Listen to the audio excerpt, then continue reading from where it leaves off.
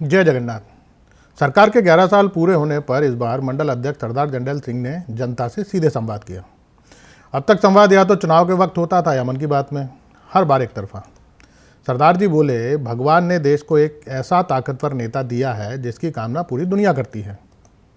हम चौथी अर्थव्यवस्था बन चुके हैं। जनता ने कहा, पर हमारे कुछ सवाल हैं। सरदार जी, लोकतंत्र में सवाल करना अच्छी बात है, हम भी करते हैं, देश का मीडिया भी करता है, पार्टी के प्रवक्ता भी करते हैं, सोशल मीडिया पर आईटी सेल वाले भी करते हैं, कई बार तो देश के मंत्री और खुद प्रधानमंत्री भी करते हैं। जनता ने कहा, पर वे तो नेहरू और गांधी से सवाल करते हैं। सरदार जी बोले, लोकतंत्र की यही तो खूबसूरती है, इसीलिए हम दुनिया का सबसे बड़े लोकतंत्र हैं। जनता बोली, पर तंत्र पूरा पूंजीपरस्त हो गया है और लोग फटेहाल। सरदार जी बोले, यह सवाल तो आप लोगों को कांग्रेस से पूछना चाहिए था कि 60 साल में क्या किया। आज 80 करोड़ लोगों को मुफ्त का राशन देकर हम लोगों का इहलोक सुधार रहे हैं और जय श्री राम का नारा देके परलोक। पिछले 11 साल में न सिर्फ जनता का सशक्तिकरण हुआ, बल्कि हम विश्वगुरु तक बन गए हैं। जनता ने सरदार जी की लय में लिमिलाते हुए कहा, गांव-गांव तक सशक्त हो चुके हैं। पहले भ्रष्टाचारी, बलात्कारी, अपराधी संसद और विधानसभा में ही नजर आते थे, अब पंचायतों पर भी उनका कब्जा है। सरदार जी ने कहा, हमारे द्वारा बनाई सड़कों की तो पूरी दुनिया में डंका बज रहा है। जनता ने कहा, और आरामदायक इतनी कि लोग वहीं हनीमून मनाने लगे हैं, और सुरक्षित इतनी कि सोनम के आशिक मारने से पहले 10 बार सोचे हैं कि कहीं कैमरे की पकड़ में ना आ जाएं। सरदार जी बोले, हादसे और अपराध को कोई नहीं रोक सकता, पर उसे कम कैसे किया जाए और दोषियों को जल्दी से जल्दी सजा किस तरह मिले, यह सुनिश्चित जरूर हमारी सरकार ने कर दिया है। लोगों का कहना था, पर आंकड़े बताते हैं कि नई सरकार आने के बाद आतंकी हमले बढ़े हैं। सरदार जी बोले, देखिए, मैं आपको बताना चाहता हूं कि जब देश गुलाम था तब नेहरू और गांधी को शानदार जेल में रखा जाता था, पर सावरकर को सेलुलर जेल में। मतलब गांधी और नेहरू की पहले से अंग्रेजों से सेटिंग थी। आज हमारे महान सावरकर को माफी वीर कहा जाता है। देश की जनता इसके लिए कभी इंदिरा गांधी को माफ़ नहीं करेगी। इंदिरा गांधी ने अगर 71 के युद्ध में शिमला समझौता नहीं किया होता तो पीओके हमारा होता। आज हम नए भारत में हैं और हमारे प्रधानमंत्री की रगों में खून नहीं सिंदूर बह रहा है। वो कांग्रेस ही थी जिसने बोफोर्स की दलाली खाई और लालू प्रसाद यादव ने चारा खाया। जनता बोली, वो तो ठीक है, पर अब तो ट्रंप कह रहा है कि युद्ध विराम उसने कराया।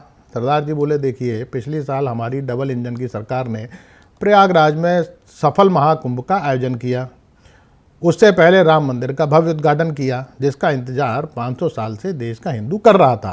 कांग्रेस में सत्ता होती तो मंदिर नहीं बन पाता। जनता बोली कि आपके शासन में तो मंदिर ही बन रहे हैं, स्कूल बंद हो रहे हैं। सरदार जी बोले, आप जानते हैं कि हमारे प्रधानमंत्री दुनिया के सबसे लोकप्रिय नेता हैं। हाल में हुए एक सर्वे में मोदी जी को दुनिया भर के 76% लोगों ने सबसे ताकतवर नेता बताया है। आज हमारे नेता के सामने ईरान और इजराइल दोनों गिड़गिड़ा रहे हैं कि वे मध्यस्थता कर युद्ध विराम लगा लें। जनता ने ठहाका लगाया, कहा, वो भी जानते हैं कि युद्ध विराम का हमें अच्छा अनुभव है। सरदार जी बोले, मैं आपको बताता हूं कि नेहरू ने ट्रंप को पत्र लिखकर कश्मीर मुद्दे पर मध्यस्थता करने को कहा था। आज हमारी जो ज़मीन पाकिस्तान के पास है उसका कारण नेहरू ही हैं। यह प्रसंग आपको लिंकन की किताब में मिल जाएगा। जनता, पर ट्रंप नेहरू के समय था ही नहीं, वो तो अपने वाले का दोस्त है। सरदार जी, आपका सवाल सही है। लोकतंत्र में सवाल पूछने का सबको अधिकार है, पर ये सवाल उस समय क्यों नहीं पूछे गए जब कश्मीर से पंडितों को भगाया जा रहा था। बांग्लादेश और पाकिस्तान में जब हिंदुओं पर हमला होता है तब राहुल गांधी, प्रियंका गांधी खामोश रहते हैं, पर फिलिस्तीन पर तुरंत रिएक्शन देते हैं। यह तुष्टीकरण है। जनता ने कहा कि 11 साल की उपलब्धि में राहुल गांधी कहाँ से आ गए। बीच में सिया यादव बोल पड़ा कि राहुल नहीं होता तो 11 साल काटना मुश्किल होते, सरकार के लिए भी, जनता के लिए भी और मीडिया के लिए भी। सरदार जी ने कहा, देखिए, हमारे महान नेता की सोच कितनी महान है। वे चाहते हैं कि विकास में सभी की हिस्सेदारी हो, इसीलिए उन्होंने अमित शाह को विपक्षी नेताओं को विकास में भागीदार बनाने के अभियान पर लगा रखा है। अभी ऑपरेशन सिंदूर के बाद जब सांसदों को विदेश भेजने की योजना बनी तब भी हमारे नेता ने अपना तेरी नहीं की। वे मानते हैं कि घूमने पर सबका बराबर अधिकार है। आप शाह साहब को एक गृह मंत्री के रूप में भले ही असफल कहें, पर तिकड़मों में उनका हाथ कोई नहीं पकड़ सकता। सरदार जी संवाद कर रहे थे, इसी बीच भीड़ में से किसी ने आवाज़ दे दी, नरेंद्र सरेंडर। फिर क्या था, सभी कार्यकर्ता उस पर टूट पड़े। बुरा हाल हुआ बेचारे का। फिर दरोगा जोरावर सिंह उसे पकड़कर लेकर एफआईआर दर्ज करा दी। शेष कुशल आपका भक्त सेवक राम।